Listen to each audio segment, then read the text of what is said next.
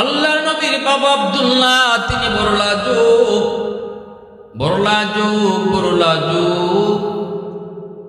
এজন্য মরিয়মের এই কথায় তিনি লজ্জা পেলেন। সরাসরি বিয়ের প্রস্তাব তিনি বলতেছেন, আমার আব্বার সাথে আমি যাইতেছি, আমার গার্ডিয়ান আমার আব্বা, আমি কোনো কথা বলতে পারবো না। বিয়ে শাদীর বিষয় এটা আমার কোনো বিষয় নয়, গার্ডিয়ান রয়েছে আমার বাবা। এটাই হলো একজন ভদ্র সন্তানের কথা। বিয়ে শাদী নিজের ইচ্ছায় নয়, কারণ পৃথিবীর কোনো মা কোনো বাবা কোনোদিন সন্তানের অমঙ্গল চায় না। সন্তানের জন্য বাপ মা সর্বদা ভালোটাই চায়, মঙ্গল চায়। বিষয়টা অনেক সময় অনেক সন্তান বোঝে না, মনে করে বাপ মায় মানতেছে না। কিন্তু মা বাবা সন্তানের ভালো চায় বিদায় কখনো মানে না, কোনোটা মানে না। পৃথিবীতে ওই সন্তানগুলা তারা সফল, তারাই কামিয়াব হয়, দুনিয়া আখিরাতে সুখী হয়, যারা মা বাবার সিদ্ধান্তকেই মেনে নেয়। বর্তমান যুগেও এই জিনিসটা যুবক ভাইদেরকে বলি, খেয়াল রাখতে হবে। আমার পছন্দও যদি থাকে সেটাও বাবার সাথে মার সাথে শেয়ার করা, তাদেরকে না জানায়া তাদেরকে না বইলা নিজের পছন্দটাকেই বড় মনে কইরা যারা যা কিছু করে সব কিছু তার জন্য দিন শেষে তার জন্য ক্ষতির কারণ হয়, কান্নার কারণ হয়। সাবধান, ভালো করে হাত রাখবেন। মা বাবা পৃথিবীতে আপন, সবচেয়ে আপন হলো মা, সবচেয়ে আপন হলো বাবা। বাপমাই সন্তানের সবচেয়ে বড় আপন, এর চেয়ে আপন আর কেউ নেই পৃথিবীতে। এজন্য মা বাবার সিদ্ধান্তকে সবসময় আমরা মাথা পেতে নিব। পছন্দ থাকতে পারে, তারপরেও সেটা নিজের সিদ্ধান্তে নয়। কিছু ছেলেরা কিছু মেয়েরা বাপ মা মানবে না বিদায় তারা গোপনে বিয়ে করে বাড়ি থেকে পালায়া যায়। নাউজুবিল্লাহ, এটা কত বড় অপবাদ এবং কত ধরনের খারাপি। যে মেয়েটা মা বাবাকে না বলে কোনো একটা ছেলের সঙ্গে পালিয়ে গেল, সে সারা জীবনের জন্য কলঙ্কিত হলো। যদিও সে তার স্বামীকে নিয়ে সুন্দরে থাকে, আমি আমার দৃষ্টিতে দেখেছি সে সংসার সুখী হয় না। দুদিন পরে আর ভালোবাসা থাকে না, তখন তাদের মধ্যে একটু বিভেদ আসেই। স্বামী স্ত্রী 60-70 বছরের জীবনে, চলন্ত জীবনে কখনো না কখনো একটু বিভেদ আসবেই, বিবাদ আসবেই। তখন কিন্তু ওই বিষয়টা চলে আসে, সে মা বাবারের না জানাইয়া রাতে অন্ধকারে চলে এসেছে। তখন ওই জিনিসটা নিয়ে তার পরিবারের লোকজন তারে খোঁটা দেয়, আর এটা সে মেনে নিতে পারে না। সংসারে অশান্তি তৈরি হয়। আর যদি অশান্তি তৈরি নাও হয়, যদি কোনো ছেলে একদম মনে প্রাণে গ্রহণ করে আজীবন কাটায়ও, তবুও তাদের যে সন্তানরা জন্ম নেবে, এই সন্তানরা সারা জীবনের জন্য কলঙ্কিত থাকবে। এলাকার মানুষজন বলবে, তুমি তো আর কার ছেলে আমরা জানি, তোমার মা কি করছে জানি, তোমার মা তো রাতের আধারে পালাইয়া বিয়া করছে, ওই ঘরের সন্তান তো তুমি। এই কথাটা সারা জীবন মাথায় নিয়ে তার চলতে হয়। সাবধান, নিজের আবেগটারই বড় মনে করবেন না যুবক। মনে রাখবেন, আমাদের পরবর্তী জেনারেশন, বিয়ে শাদীর উদ্দেশ্য শুধু একটু আমোদ আর প্রমোদ নয়, বিয়ে শাদীর মূল উদ্দেশ্য হলো নেক আওলাদ, পরবর্তী জেনারেশন। তারা যেন সমাজে মান সম্মান ইজ্জত নিয়ে মাথা উঁচু করে টিকতে পারে। এই চিন্তাটা মাথায় রাখবেন, এই চিন্তাটা মাথায় রেখে বিয়ে শাদীর সিদ্ধান্ত নেবেন। এজন্য এটা আমার অনুরোধ। আল্লাহ নবীর বাবা আব্দুল্লাহ কত সুন্দর জবাব দিয়েছেন। সে কিন্তু মক্কার কম সুন্দরী মেয়ে ছিল না, সে কিন্তু সম্ভ্রান্ত বংশের একজন মেয়ে, ওয়ারাকা বিন নওফলের মেয়ে।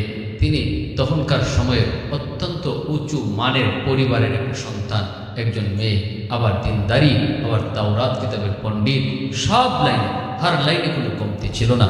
কিন্তু নবীজির বাবা জবাব দিলেন, আমার আব্বা আমার সঙ্গে আছেন, আমি কোনো জবাব দিতে পারবো না। কথাই বলেন নাই, সময় কাটান নাই, বাবার সঙ্গে চলে গেলেন মদিনায়। নবীজির দাদা আব্দুল মুত্তালিব বন্ধু ওয়াহাব জুহরির বাড়িতে যায় হাজির। সেখানে যায় তিনি হাজির হলেন। বন্ধুর সাথে কুশল বিনিময় হলো। বন্ধু, তোমার একটা মেয়ে আছে নাকি? বলে, হ। নাম কি? আমেনা। দোস্ত, আমার মেয়েটা বড় গুণবতী, আমার মেয়েটা বড় দিনদার, বড় আল্লাহওয়ালি, বড় লাজুক। নবীজির দাদা আব্দুল মুত্তালিব বলতেছে, দোস্ত, তোমার মেয়ে আমেনার যতগুলি গুণ তুমি বলেছ, সবগুলি গুণ আমার এই সন্তান আব্দুল্লাহর কাছে আছে। একটু চেহারাটা দেখো। নবীজির বাবা আব্দুল্লাহ চেহারা দেখে ওয়াহাব যুহরি তো অবাক। হবেই তো, ললাটের ভিতরে তো মুহাম্মদী নূর চমকায়, ললাটের মধ্যে মুহাম্মদী নূর চমকায়।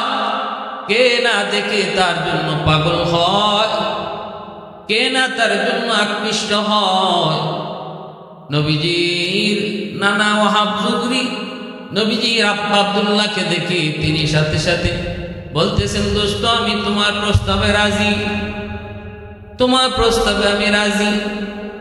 আল্লাহ নবীর মা আমেনাকে নবীর দাদা দেখলেন, তিনিও পছন্দ করলেন।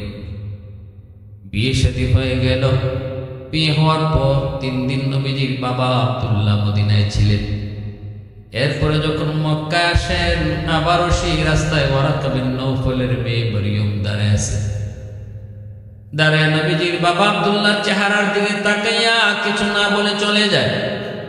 অন্যদিন রাস্তায় পেলে রাস্তায় আটকায়া কত প্রস্তাব দেয়, কত কথা কয়, কিন্তু আজকে কোনো কথাই বলে নাই। নবীজির বাবা আব্দুল্লাহ অবাক হয়ে তিনি ডাক দিয়ে বলেন, মরিয়ম, আজ কোনো কথাই বললা না, চলে গেলা, ঘটনা কি? ওয়াহাব যুহরি নবীজির নানা, এইদিকে ওয়ারাকা বিন নওফলের মেয়ে মরিয়ম যখন চলে যায়, আর নবীর বাবা বলতেছে, কারণ কি?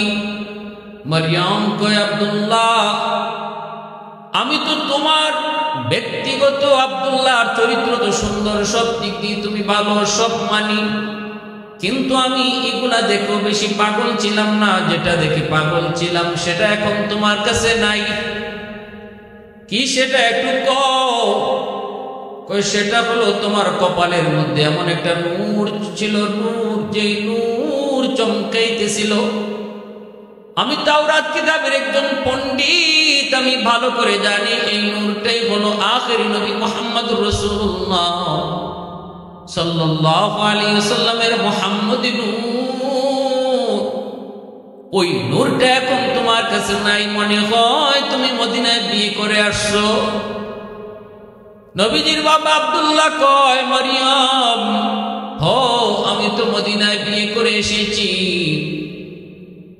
মরিয়ম কয়, তাহলে এই নূর আর তোমার কাছে নাই, নূর চলে গেছে তোমার বিবির কাছে। এজন্য আমি যে জিনিসের পাগল, ওই জিনিস আর এখন তোমার মাঝে নাই, যার কারণে এখন আর আমার বিয়ে করার এত আগ্রহ নাই। والليل مغي زلف محمد كترنم والشمس برخسار أحمد كترنم والفجر مغي صبح رسالت کی بشارت والعصر مغي دور نبوت کی بشارت ہر پھول مغي روی مدینہ کا تبسم شاخوں کی لچک میں بھی قداقہ کا تکلم یاسین سے مولا نے کبھی ان کو پکارا حمیم کو بھی اور کبھی توسین اشارہ یہ رمز ہے کچھ عاشق و معشوق مابین سمجھائے جنہیں خلقوں میں ایک سرور کونین سمجھائے جنہیں خلقوں میں ایک سرور কওনাইন। আল্লাহর নবী, রহমতের নবী, মায়ার নবী চলে আসলেন মুহাম্মদী নূর এখন মার কাছে।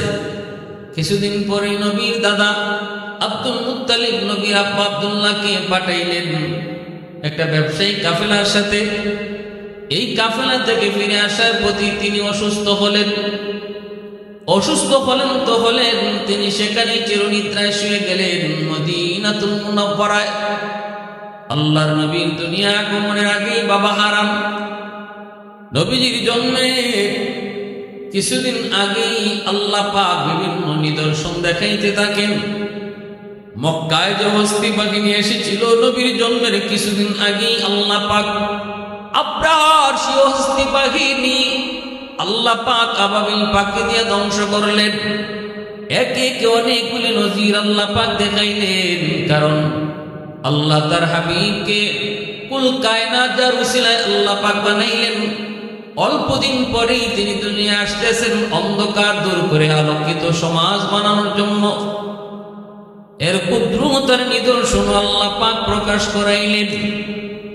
ভাইরা বন্ধুরা, জন্য বলতেছিলাম আল্লাহর নবী রহমতের নবীকে কেন ইবনু যবিহাইন বলা হয়? দুইজন জবাইকৃত মানুষের সন্তান হলেন নবী, মায়ার নবী, দয়ার নবী।